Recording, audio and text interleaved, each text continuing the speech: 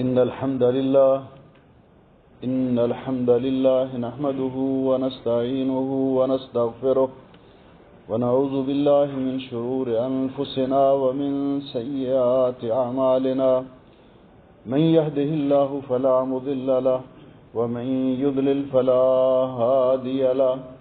وأشهد أن لا إله إلا الله وحده لا شريك له وأشهد أن محمدا عبده ورسوله اللهم صل على محمد وعلى آل محمد كما صليت على إبراهيم وعلى آل إبراهيم إنك حميد مجيد اللهم بارك على محمد وعلى آل محمد كما باركت على إبراهيم وعلى آل إبراهيم إنك حميد مجيد أما بعد فيا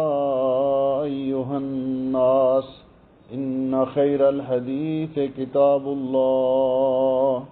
وخير الهدي هدي محمد صلى الله عليه وسلم وشر الأمور محدثاتها وكل محدثة بدعة وكل بدعة ضلالة وكل ضلالة في النار أعوذ بالله السميع العليم من الشيطان الرجيم إن الذين آمنوا وعملوا الصالحات كانت لهم جنات الفردوس نزلا خالدين فيها لا يبغون عنها حولا۔ قابل سعادت احترام بزرگوں، بھائیوں اور عزیزوں، آج کے خطبہ جمعہ کا عنوان ہے مجتمعنا فی امرئ الا دخل الجنہ۔ چار خصلتیں اور چار خوبیاں ایسی ہیں جو ایک دن کے اندر جس مومن اور موحد کے اندر جمع ہو جائیں وہ جنت میں ضرور جائے گا۔ نبی اکرم صلی اللہ علیہ وسلم کا یہ ارشاد گرامی سننے کے بعد یہ خوبیاں ان کا اقرار کس شخصیت نے کیا؟ صحابہ اکرام رضوان اللہ علیہم اجمعین، جن کے فضائل کے بارے میں پچھلے خطبہ جمعۃ المبارک میں نے کچھ گزارشات پیش کی تھی۔ وہ لوگ قرآن کریم میں اللہ تعالیٰ کی طرف سے رضوان کا سرٹیفکیٹ ملنے کے باوجود، جنت کی بشارت ملنے کے باوجود، عبادت کے اندر ان کی کس قدر دلچسپی تھی، کس قدر لگن، محنت اور محبت کے ساتھ وہ اللہ تعالیٰ کی عبادت کرتے تھے، ان کا ذوق عبادت کیا تھا، اس کے بارے میں تھوڑا سا عرض کرنا چاہتا ہوں۔ انہوں نے فرائض کی ادائیگی میں، نوافل کی ادائیگی میں کسی قسم کی کوئی کسر نہیں چھوڑی۔ اسی لیے حضرت حذیفہ ابن یمان رضی اللہ تعالیٰ عنہ فرماتے ہیں وَكُلُّ عِبَادَةٍ لَمْ يَتَعَبَّدْ بِهَا أَصْحَابُ مُحَمَّدٍ صلی اللہ علیہ وسلم، ہر وہ عبادت جو نبی اکرم صلی اللہ علیہ وسلم کے صحابہ اکرام سے ثابت نہیں ہے، فَلَا تَعْبَدُوهَا، تو اس کو عبادت نہ سمجھو، اس کو اپنا طریقہ نہ بناؤ۔ فَإِنَّ الْأَوَّلَ لَمْ يَدَعْ لِلْآخِرِ مَقَالًا، کہ پہلے لوگوں نے بعد میں آنے والوں کے لیے کوئی کسر نہیں چھوڑی۔ وہ عبادت کرنے میں ان کی دلچسپی، جو کچھ انہوں نے سنا اس پر عمل کر کے دکھایا، یہ ان کا طرز عمل تھا۔ اور یہ تذکرہ ہے اس شخصیت کا کہ جن کے بارے میں تمام مسلمانوں کا عقیدہ ہے کہ خیر الخلائق بعد نبی اللہ ابو بکر، اس امت کے اندر نبی اکرم صلی اللہ علیہ وسلم کے بعد صحابہ کرام میں سب سے افضل ترین شخص حضرت ابو بکر صدیق رضی اللہ تعالیٰ عنہ ہیں، جنہوں نے نبی اکرم صلی اللہ علیہ وسلم کی زبان اقدس سے 10 مرتبہ جنت کی خوشخبری سنی اور بشارت سنی۔ بلکہ ان کا عالم تو یہ تھا کہ ایک دن، جس طرح کہ حضرت ابو ہریرہ رضی اللہ تعالیٰ عنہ روایت کرتے ہیں، صحیح مسلم کے اندر حدیث ہے کہ رسول اکرم صلی اللہ علیہ وسلم نے فرمایا جنت کے 8 دروازے ہیں، قیامت کے دن جو شخص جس نیکی میں کمال رکھتا ہوگا اس کو اسی دروازے سے آواز آئے گی۔ جو فرض نمازوں کی پابندی کے ساتھ نوافل بھی کثرت کے ساتھ ادا کرے گا اس کو باب الصلاۃ سے آواز آئے گی۔ جو فرض روزوں کے علاوہ کثرت کے ساتھ نفلی روزے رکھنے والا ہوگا اس کو باب الریان سے آواز آئے گی۔ جو کثرت کے ساتھ زکوٰۃ ادا کرنے کے علاوہ نفلی طور پر صدقہ کرنے والا ہوگا اس کو باب الصدقہ سے آواز آئے گی۔ جہاد کرنے والے کو باب الجہاد سے آواز آئے گی، ادھر سے جنت میں جاؤ، اس دروازے سے جنت میں داخل ہو۔ جب یہ بات سنی تو حضرت ابو بکر رضی اللہ تعالیٰ عنہ نے رسول اکرم صلی اللہ علیہ وسلم سے پوچھا کہ اللہ کے حبیب صلوات اللہ وسلام علیہ، کوئی خوش نصیب ایسا بھی ہوگا جس کو جنت کے 8 دروازوں سے آواز آئے گی، ہر دروازے سے آواز آئے گی کہ ادھر سے جنت میں جاؤ، ادھر سے جنت میں جاؤ؟ تو نبی کریم علیہ الصلوۃ والسلام نے جو جواب ارشاد فرمایا، آپ نے فرمایا ابو بکر ارجو ان تکون منہم، مجھے امید ہے کہ وہ تو ہوگا جس کو جنت کے 8 دروازوں سے قیامت کے دن آواز آئے گی۔ نبی کریم علیہ الصلوۃ والسلام نے ایک دن صحابہ اکرام کی مجلس میں یہ پوچھا لوگوں سے، ان ابی ہریرہ رضی اللہ تعالیٰ عنہ قال قال رسول اللہ صلی اللہ علیہ وسلم، حضرت ابو ہریرہ روایت کرتے ہیں رضی اللہ تعالیٰ عنہ کہ رسول اکرم صلی اللہ علیہ وسلم نے ایک دن صحابہ اکرام سے پوچھا، 4 سوال کیے، 4 خصلتوں کے بارے میں پوچھا، 4 خوبیوں کے بارے میں پوچھا۔ پہلا سوال یہ کیا، من اصبح منکم اليوم صائما، بھئی آج نفلی روزہ کس نے رکھا ہے؟ سوال کیا صحابہ اکرام سے۔ جواب میں اسی شخصیت نے کہا، حضرت ابو بکر نے کہا، قال ابو بکر انا، حضرت ابو بکر رضی اللہ عنہ نے کہا جی میں نے آج نفلی روزہ رکھا۔ پھر آپ نے دوسرا سوال کیا، فمن تبع منکم اليوم جنازہ، آج کس نے کسی مسلمان کی نماز جنازہ میں شرکت کی ہے؟ قال ابو بکر انا، تو حضرت ابو بکر نے کہا جی میں نے مسلمان کی نماز جنازہ میں ادا کی ہے، شرکت کی ہے۔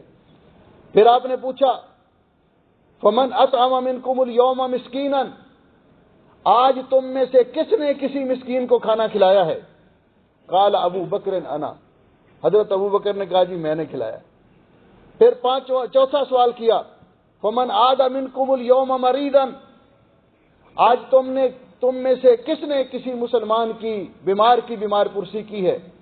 تو قال ابو بکر انا، تو حضرت ابو بکر نے کہا جی میں نے بیمار کی بیمار پرسی کی ہے۔ فقال رسول اللہ صلی اللہ علیہ وسلم، رسول اکرم صلی اللہ علیہ وسلم نے حضرت ابو بکر کے یہ جوابات سن کر ارشاد فرمایا، مجتمعنا فی امر الا دخل الجنہ، ایک دن کے اندر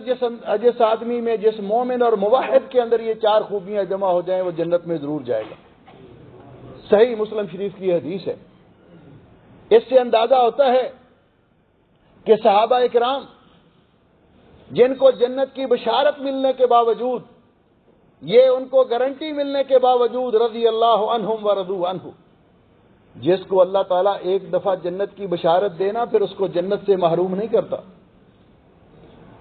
اور امام ابن تیمیہ رحمۃ اللہ علیہ فرماتے ہیں اللہ تعالیٰ جس کے بارے میں کہہ دے کہ میں اس سے راضی ہو گیا ہوں پھر کبھی اس پہ ناراض نہیں ہوتا، کیونکہ وہ علام الغیوب ہے۔ اور یہ سعادتیں، یہ تمغے، یہ اعزازات ملے صحابہ اکرام رضوان اللہ علیہم اجمعین کو، تو جب ان میں سے افضل ترین شخصیت کی عبادت کا یہ عالم ہے تو ذرا ہمیں بھی ان کے ساتھ تھوڑا سا اپنا تقابل کرنا چاہیے کہ یہ کام بغیر ذوق کے، اللہ کی رحمت کی امید رکھتے ہوئے، اللہ کی جنت کی طمع اور لالچ رکھتے ہوئے کوئی مومن کر سکتا ہے۔ غفلت تو سارا جہان کرتا ہے، لیکن ہر مومن کو یہ فکر ہونی چاہیے اور یہ سوچنا چاہیے۔ حضرت عثمان رضی اللہ تعالی، حضرت عمر، حضرت عثمان، حضرت علی، عشرہ مبشرہ رضی اللہ تعالیٰ عنہ اجمعین، وہ جنت کی بشارت پانے کے بعد انہوں نے عبادت چھوڑ نہیں دی تھی کہ ہم تو بخشے بخشائے ہیں۔ آپ جانتے ہیں کہ نبی کریم علیہ الصلوۃ والسلام نے جب غزوہ تبوک کا اعلان کیا حضرت عثمان نے چندہ پیش کیا، غلے سے لدے ہوئے اونٹ اور 1 دیناروں کی تھیلی۔ تو نبی علیہ السلام ممبر پہ تشریف فرما تھے اور آپ اس تھیلی کو اپنے ہاتھوں پہ الٹ اور پلٹ رہے تھے اور ساتھ فرما رہے تھے ما در عثمان ما عمل بعد هذه، آج کے بعد عثمان کوئی بھی نیک عمل نہ کرے تو اس کو ضرورت نہیں ہے جنت میں جانے کے لیے نیک عمال کرنے کی، اللہ نے اس کو بخش دیا ہوا ہے۔ یہ بشارت پانے کے باوجود انہوں نے عبادت چھوڑ نہیں دی تھی۔ آپ جانتے ہیں کہ جس دن آپ کو شہید کیا گیا آپ روزے کے ساتھ تھے، آپ روزے کے ساتھ تھے، رمضان نہیں تھا، اور قرآن پاک کی تلاوت کر رہے تھے۔ اس لیے شہادت کے وقت ان کے پاکیزہ خون کے قطرات قرآن پاک کے پاکیزہ اوراق پہ گرے، قرآن پاک کے اوراق پہ حروف پر گرے، تو یہ ان کا ذوق عبادت تھا۔ ہمیں سوچنا چاہیے کہ جس جنت کی اللہ تعالیٰ نے ان کو بشارت دی، ان کا سرٹیفکیٹ دیا، نبی پاک صلی اللہ علیہ وسلم نے ان کو جنت کی بشارت دی، ہم بھی اسی جنت میں جانے کے خواہش مند ہیں، میں بھی اور آپ بھی، تمام مسلمان۔ تو ہمیں بھی اپنے اعمال پہ ذرا غور کرنا چاہیے۔ یہ کام بہت مشکل نہیں ہے، لیکن تھوڑی سی فکر ہونی چاہیے، تھوڑی سی توجہ ہونی چاہیے، تو انسان یہ فوائد اور یہ برکات حاصل کر سکتا ہے۔ پہلے نمبر پر جو فرمایا کہ آپ نے پوچھا آج تم میں سے کس نے روزہ رکھا ہے، یہ نفلی روزہ رکھنا، اس کے بارے میں حضرت ابو امامہ رضی اللہ تعالیٰ عنہ فرماتے ہیں کہ رسول اکرم صلی اللہ علیہ وسلم نے فرمایا کہ اتیت رسول اللہ صلی اللہ علیہ وسلم، میں نبی علیہ السلام کی خدمت میں حاضر ہوا، فقلت، تو میں نے عرض کیا اے اللہ کے رسول، مرنی بعمل یدخلنی الجنہ، مجھے کوئی ایسا کام بتلائیے جو مجھے جنت میں لے جائے، جو جنت میں جانے کا سبب بن جائے۔ تو رسول اکرم صلی اللہ علیہ وسلم نے فرمایا علیک بالصوم فإنہ لا عدل لہ، نفلی روزے کثرت کے ساتھ رکھا کرو، اس لیے کہ روزے کا مقابلہ کوئی دوسری عبادت نہیں کرتی، نفلی روزہ۔ اور دوسری حدیث میں حضرت ابو امامہ فرماتے ہیں کہ میں نے نبی پاک صلی اللہ علیہ وسلم سے پوچھا ای العمل افضل، نیک عمال میں سے افضل ترین عمل کون سا ہے؟ قال علیک بالصوم فإنہ لا عدل لہ، روزے رکھا کرو نفلی، ان کی برابری کوئی عمل نہیں کرتا۔ دوسرا کام بڑی آسانی سے، تھوڑی سی توجہ کی ضرورت ہے، وقت نکالنا پڑے گا اور انسان یہ نیکیاں حاصل کر لے سکتا ہے، کسی مسلمان کی نماز جنازہ میں شرکت کرنا۔ عن ابی ہریرہ رضی اللہ تعالیٰ عنہ، ایک تو یہ ہے کہ فوت شدہ مسلمان کی نماز جنازہ ادا کرنا زندہ مسلمانوں پر حق ہے اس کا، اور دوسرا اس کا اجر و ثواب کتنا ہے۔ عن ابی ہریرہ رضی اللہ تعالیٰ عنہ ان رسول اللہ صلی اللہ علیہ وسلم قال،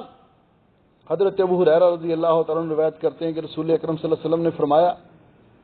من اتبع جنازۃ مسلم ایمانا و احتسابا، یہ الفاظ پہ ذرا غور کیجئے، جو کسی مسلمان کی نماز جنازہ میں شرکت کرتا ہے اس بات پر ایمان رکھتے ہوئے کہ یہ فوت شدہ مسلمان کا مجھ پر حق ہے، وہ احتسابا، اللہ کی رضا کے لیے، اللہ سے اجر و ثواب طلب کرنے کی نیت سے، تصویریں بنوانے کے لیے نہیں، منہ رکھنے کے لیے نہیں، لوگوں کو دکھلانے کے لیے نہیں، وہ فوت ہونے والا مسلمان واقف ہے یا نا واقف ہے، اللہ کی رضا کے لیے، اللہ سے اجر و ثواب طلب کرنے کے لیے مسلمان کی نماز جنازہ میں شرکت کرتا ہے۔ فرمایا وَقَانَ مَعَهُ، وہ نماز جنازہ کے پیچھے چلتا ہے، حتیٰ یصلی علیہا، حتیٰ کہ اس کی نماز جنازہ ادا کر دی جاتی ہے، وَيُفْرَغَ مِن دَفْنِهَا، اور اس کو دفن کر کے فارغ ہوتے ہیں، فَإِنَّهُ يَرْجِعُ مِنَ الْأَجْرِ بِقِيرَاتَانِ، اور وہ 2 قرات اجر و ثواب حاصل کرتا ہے، 2 قرات اجر و ثواب لے کر واپس پلٹتا ہے۔ کل قرات مثل احد، ہر قرات احد پہاڑ کے برابر ہے، یعنی احد پہاڑ مدینے کا سب سے بڑا پہاڑ ہے، اس کے برابر اس کو اجر ملتا ہے، 2 احد پہاڑوں کے برابر۔ اور فرمایا وہ من صلی علیہ،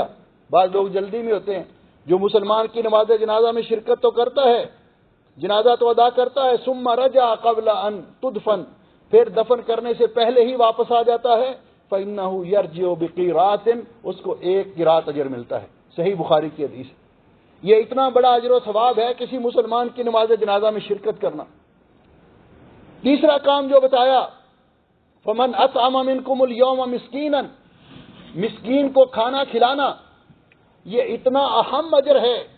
کہ اللہ رب العزت قرآن پاک میں مومنوں کی تعریف کرتے ہیں، وَيُطْعِمُونَ الطَّعَامَ عَلَىٰ حُبِّهِ مِسْكِينًا وَيَتِيمًا وَأَسِيرًا، اللہ کی رضا کے لیے مسکینوں کو، یتیموں کو، قیدیوں کو کھانا کھلاتے ہیں۔ فَكُّ رَقَبَةٍ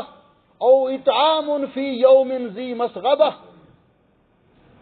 کہ وہ گھاٹی آخرت کی عبور ہوتی ہے کس کے ساتھ؟ مسکینوں کو کھانا کھلانے کے ساتھ۔ یہ اتنا اہم کام ہے کہ حضرت عبداللہ ابن سلام رضی اللہ تعالیٰ عنہ بیان کرتے ہیں کہ نبی علیہ الصلوۃ والسلام جب ہجرت کر کے مدینہ طیبہ تشریف لائے، آپ ابھی تک مدینہ طیبہ میں نہیں آئے تھے، قباء میں آپ نے قیام فرمایا ہوا تھا۔ تو میں اس وقت یہودی تھے، یہودیوں کے بہت بڑے عالم تھے،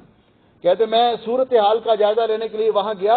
تو میں نے سب سے پہلا خطبہ جو رسول اکرم صلی اللہ علیہ وسلم سے سنا وہاں پر، تو آپ لوگوں کو فرما رہے تھے، ایھا الناس، اے لوگو، ایھا الناس افشوا السلام، سلام عام کرو، ایک دوسرے کو ملو تو سلام کہو، واطعموا الطعام، ضرورت مندوں کو، مسکینوں کو اور بھوکوں کو کھانا کھلایا کرو، وصلوا الارحام، اور صلہ رحمی کیا کرو، وصلوا باللیل والناس نیام، اور راتوں کو اٹھ کر تہجد کی نماز ادا کیا کرو جب لوگ سو رہے ہوں۔ تو نبی کریم علیہ الصلوۃ والسلام نے فرمایا، حضرت علی رضی اللہ تعالیٰ عنہ روایت فرماتے ہیں کہ آپ نے فرمایا، ان فی الجنت غرفا، جنت کے اندر بہت سے ایسے بالا خانے اور محلات ہوں گے،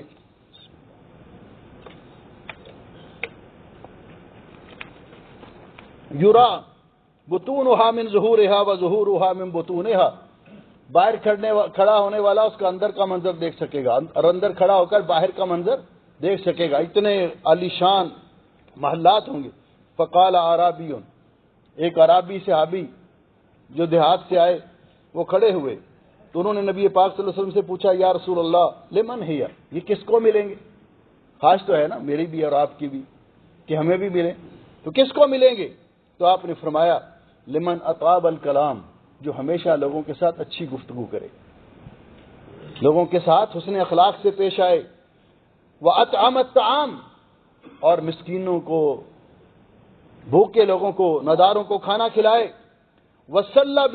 بِاللَّيْلِ وَالنَّاسُ نِيَامٌ، اور رات کو اس وقت اٹھ کر اللہ کی بارگاہ میں حاضری دے اور تہجد ادا کرے جب لوگ سو رہے ہیں، یہ اس کو ملیں گے۔ اور یہ کھانا کھلانا انسانوں کو بھی اور حیوانوں کو بھی، جانوروں کو بھی اگر ضرورت ہو، آج کا موسم کے اندر آپ اللہ کی رضا کے لیے ایسی جگہ پہ پانی رکھ دیں کہ پرندے وہاں سے پئیں، یہ جو جانور گھوم رہے ہیں پیاس کی وجہ سے ہلکان ہوتے ہیں، ان کے لیے آپ پانی کا انتظام کر لیں، تو اس کا بھی اتنا بڑا اجر و ثواب ہے کہ آپ نے وہ حدیث سنی ہے بارہا کہ ایک عورت بنی اسرائیل کی، بڑی گناہگار عورت جا رہی تھی، پیاس نے ہلکان کیا، ایک کنواں نظر آیا، وہاں گئی اور نیچے اتر کر کنویں میں پانی پیا، اپنی پیاس بجھائی۔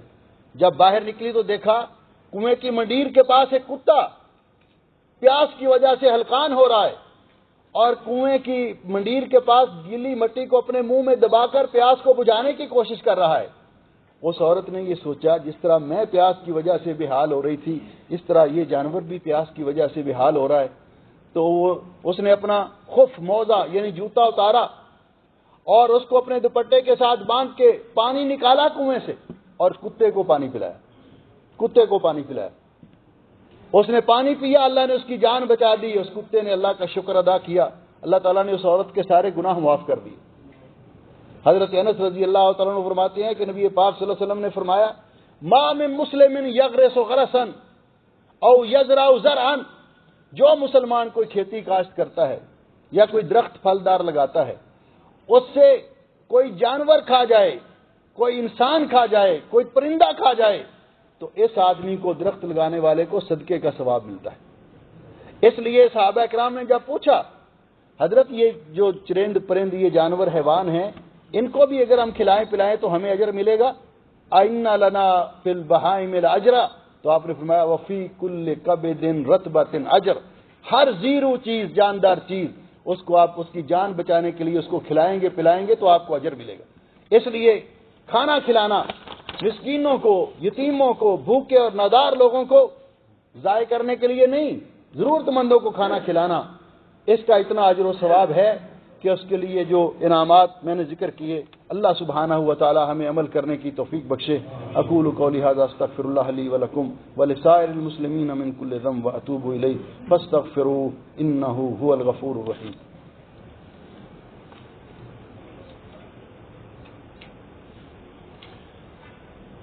ان الحمد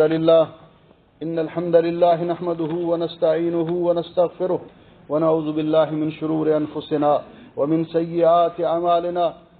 من يهده الله فلا مضل له ومن يضلل فلا هادي له، اشهد ان لا اله الا الله وحده لا شريك له واشهد ان محمدا عبده ورسوله، اما بعد۔ محترم بھائیو، چوتھا کام، چوتھی خوبی جو آپ نے بتائی وہ ہے عیادت المریض، بیمار کی بیمار پرسی کرنا۔ حضرت ابو سعید رضی اللہ تعالیٰ عنہ بیان کرتے ہیں کہ رسول اکرم صلی اللہ علیہ وسلم نے فرمایا عود المریض واتبعوا الجنائز تذکرکم الآخرہ، بیماروں کی بیمار پرسی کیا کرو اور مسلمانوں کی نماز جنازہ میں شرکت کیا کرو، اس سے تمہیں اپنی آخرت یاد رہے گی۔ حضرت علی رضی اللہ تعالیٰ عنہ فرماتے ہیں کہ جو مسلمان کسی مسلمان کی بیمار پرسی کے لیے جاتا ہے صبح کے وقت، شام تک 70,000 فرشتے اس کے لیے بخشش کی دعا کرتے رہتے ہیں، اور جو شام کے وقت جاتا ہے صبح تک 70,000 فرشتے اس کے لیے بخشش کی دعا کرتے رہتے ہیں، اور اس کو اللہ تعالیٰ جنت میں ایک باغ عطا کرتا ہے اس عمل کی وجہ سے کہ یہ ایک مسلمان کی ہمدردی کے لیے۔ آپ جانتے ہیں بیمار کی بیمار پرسی کے لیے جانا، اس سے مریض کو کتنی تسلی ہوتی ہے جب اس کے دوست احباب، اس کے رشتہ دار اس کو پوچھنے کے لیے جائیں اور سنت طریقے کے مطابق پوچھیں تو آدھی بیماری ختم ہو جاتی ہے اس کی، اس لیے اس کا اتنا اجر و ثواب رکھا گیا۔ حضرت ثوبان رضی اللہ تعالیٰ عنہ بیان کرتے ہیں کہ رسول اکرم صلی اللہ علیہ وسلم نے فرمایا من عاد مریضا لا یزل فی غرفۃ الجنۃ حتی یرجع، آپ نے فرمایا کہ جو کسی مسلمان کی بیمار پرسی کے لیے جاتا ہے نا، تو جانے اور آنے میں یہ جتنا اس کا سفر ہے ایسے ہے جیسے جنت کے باغ کی سیر کر رہا ہے، جیسے جنت کے باغ کی سیر کر رہا ہے۔ حضرت ابن عباس رضی اللہ تعالیٰ عنہ فرماتے ہیں کہ نبی پاک صلی اللہ علیہ وسلم جب کسی مسلمان کی بیمار پرسی کے لیے جاتے تو آپ اس کی بیمار پرسی کے وقت فرمایا کرتے تھے لا بأس طہور انشاءاللہ، بیمار کو پریشان نہیں کرنا